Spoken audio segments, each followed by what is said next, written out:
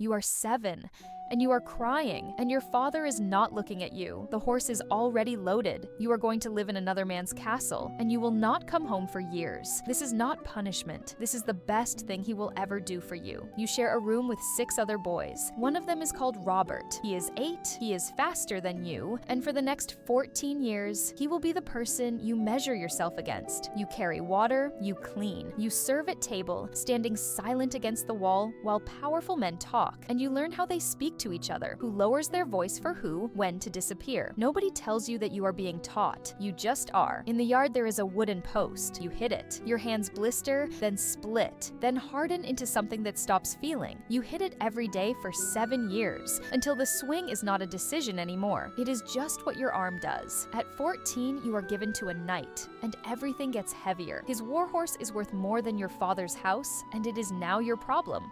His mail rusts if you look at it wrong, so you roll it in sand and vinegar until your shoulders burn. You dress him, because no man can armor himself alone. Then you ride to war behind him. At 14, you carry his spare weapons onto the field. When his horse goes down, you run one out to him on foot, through everything happening around you. You are 16.